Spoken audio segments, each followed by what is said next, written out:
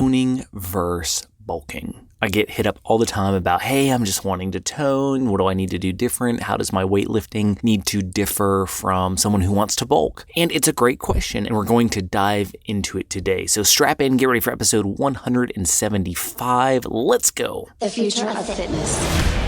How do you gain muscle mass? Fitness is not complicated. It's simple when you break it down. There's so much information out there.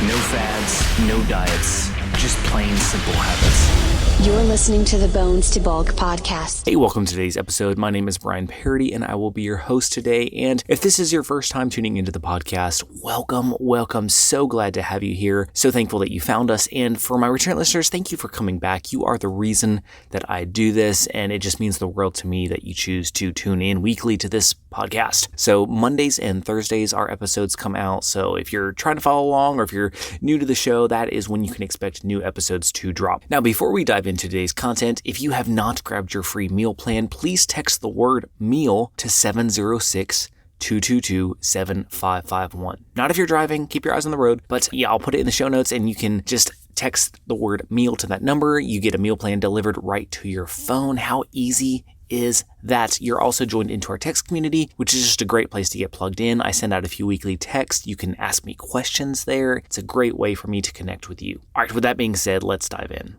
So bulking versus toning. Typically to tone, you think you do, a lot of reps and low weight, and then to bulk and put on size, you're going to do a lot of weight and low reps. That's kind of the myth that's been spread around for quite some time, and there's really no truth to that. That's right, I just debunked a myth. There's no truth to that. Research shows that really doesn't have anything to do with whether you tone or bulk. And in fact, all that toning really is, when we say toning, we're basically, you're wanting definition. Is what you're wanting. You're wanting some definition in your muscles without putting on any size. And I get that. And typically how we do that is one of two ways. First off, your weightlifting shouldn't look any different. That's right. I said it.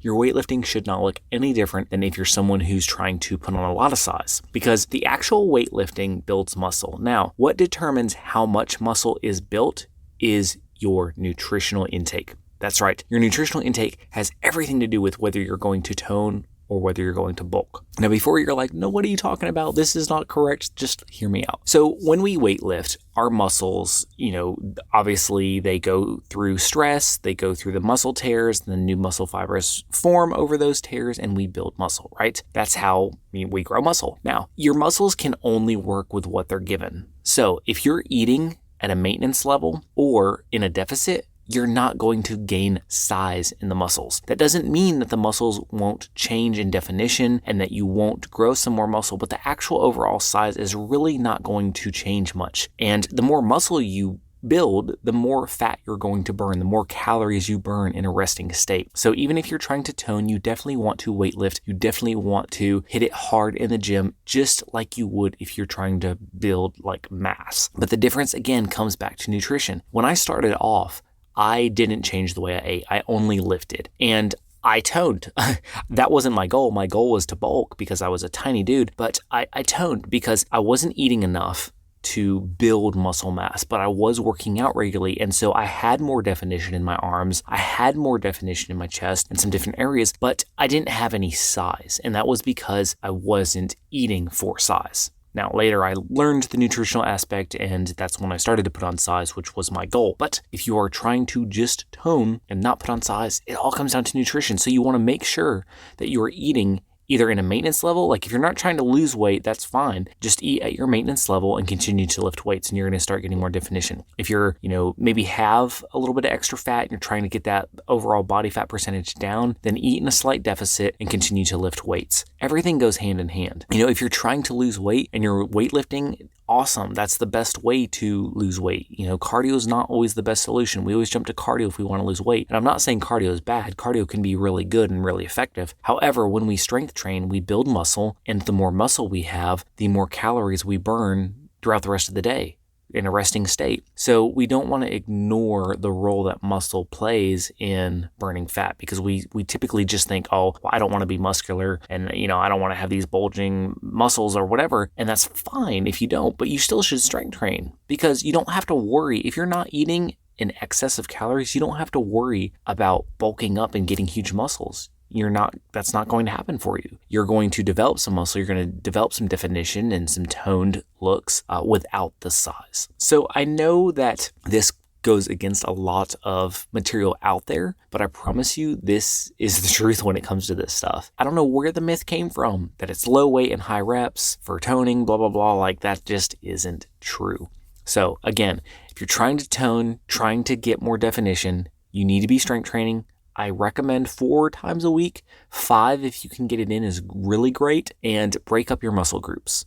Like, don't just go in and do a full body workout every day. Do, the one arm exercise, and the one chest exercise, and the one leg exercise, Figure out a routine that works for you. I have some great videos over on YouTube that kind of explain and break down how you should be structuring your muscle groups, how many days a week you should work out, how to break up the muscles, because all that is really important. We shouldn't just go in the gym and haphazardly, just do the exercises we're familiar with. We need to be setting up a solid routine. We need to be pairing muscles together that work together. And there's a little bit of science to it. It's not complicated by any means, but there is a right way to go about doing that. At least break up each individual muscle group into a day, so that you're not just doing a couple here, a couple there, but you're really getting a good workout in on the individual muscles, that it's going to be enough workout to stretch them and make those microscopic tears so that you can actually develop more muscle. So have a plan in place. Make sure that you are not just, again, going in guessing, but going with a plan. Personally, I like to group chest and triceps together, back and biceps together, and then I do legs and shoulders together, and then I repeat and do that again. So I'm working out 6 days a week. I'm hitting those muscles hard and getting a really good workout in. My exercises will vary a little bit from the first portion of the week to the latter portion of the week, but I'm still, again, hitting those same muscle groups. So that's a great way to do it.